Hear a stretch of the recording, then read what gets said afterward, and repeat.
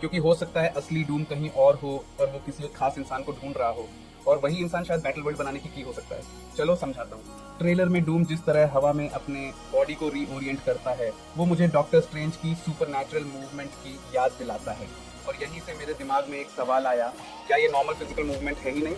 क्या डूम किसी तरह की ड्रीम वॉकिंग या मल्टीवर्सल पोजेशन का इस्तेमाल कर रहा है? क्योंकि एमसीयू हमें पहले ही दिखा चुका है कि ये पावर कितनी डेंजरस हो सकती है। Doctor strange in the multiverse of madness में वांडा डार्क होल्ड की मदद से ड्रीम वॉक करके दूसरे यूनिवर्स में मौजूद अपने दूसरे वर्जन को कंट्रोल करती है। बाद में स्ट्रेंज भी इसी फॉरबिडन मैजिक का इस्तेमाल करके एक डेड वेरिएंट के बॉडी को कंट्रोल करता है। मतलब एमसीयू ने पहले ही एस्टैब्लिश कर दिया है कि आपकी कॉन्शियसनेस दूसरे यूनिवर्स में मौजूद किसी दूसरे बॉडी के थ्रू ऑपरेट कर सकती है। अब सोचिए, अगर डूम ने भी यही टेक्निक सीख ली हो तो क्या हो अगर जो डूम हम देख रहे हैं वो एक्चुअली अपने ही बॉडी में नहीं है? और यहीं से थ्योरी और भी क्रेजी हो जाती है। क्या डूम टोनी स्टार्क के बॉडी को कंट्रोल कर रहा है?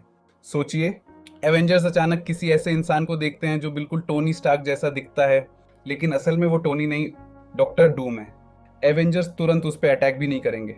उन्हें लगेगा कि समहाउ टोनी वापस आ गया है, और डूम इसी कंफ्यूजन का इस्तेमाल करके एवेंजर्स को अंदर से मैनिपुलेट कर सकता है। लेकिन अब सबसे बड़ा सवाल, डूम को टोनी की लोकेशन कैसे पता चलेगी? और यहीं पर डॉक्टर स्ट्रेंज बेहद इंपॉर्टेंट हो सकता है। स्ट्रेंज ऑल्टरनेट रियलिटीज एक्सप्लोर कर चुका है, उसने डार्क होल्ड को स्टडी किया है, वो ड्रीम वॉकिंग एक्सपीरियंस कर चुका है, और पूरे एमसीयू में मल्टीवर्स को समझने वाले सबसे पावरफुल कैरेक्टर्स में से एक है। तो क्या हो अगर स्ट्रेंज किसी ऐसी रियलिटी के बारे में जानता हो जहां टोनी स्टार्क अभी भी मौजूद है? शायद डूम स्ट्रेंज के नॉलेज का इस्तेमाल करके टोनी को लोकेट करे। लेकिन यहाँ आता है सबसे बड़ा ट्विस्ट, असली विक्टर वॉन डूम शायद अर्थ पर है ही नहीं। क्या हो अगर हम जिस बॉडी को देख रहे हैं वो सिर्फ एक वेसल हो और असली डूम कहीं और मौजूद हो? और इसके लिए एक जगह सबसे ज्यादा सेंस बनाती है, द TVA। क्योंकि डूम को सिर्फ टोनी की आइडेंटिटी नहीं चाहिए, उसे इससे कहीं ज्यादा पावरफुल चीज चाहिए। लोकी सीजन 2 के बाद लोकी ब्रांचिंग टाइमलाइंस को होल्ड करने वाली एक बेहद पावरफुल कॉस्मिक एंटिटी बन चुका है। और अगर डूम का गोल बैटल वर्ल्ड बनाना है तो लोकी की मल्टीवर्सल पावर से बेहतर सोर्स उसे शायद ही मिल सकता है। अब पूरी प्लान को इमेजिन करो। डूम एक पोजेस्ड या कंट्रोल्ड बॉडी को अर्थ पर भेजता है। एवेंजर्स को लगता है कि टोनी स्टार्क समहाउ वापस आ गया है। इस बीच असली विक्टर TVA तक पहुंचता है और लोकी को ढूंढता है। अगर डूम लोकी की मल्टीवर्सल पावर को समहाउ हासिल कर लेता है तो उसे हर यूनिवर्स को अलग अलग कॉन्कर करने की जरूरत ही नहीं पड़ेगी। वो पूरी रियलिटी को ही रिबिल्ड कर सकता है। एक रियलिटी, एक वर्ल्ड।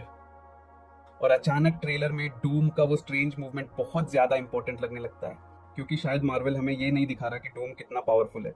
शायद मार्वल हमें हिंट दे रहा है कि हम असली डूम को देख ही नहीं रहे। और इसी वजह से एवेंजर्स डूम्सडे का सबसे बड़ा सवाल शायद ये नहीं है एवेंजर्स डॉक्टर डूम को कैसे हराएंगे, बल्कि सवाल ये हो सकता है असली विक्टर वॉन डूम है कहाँ?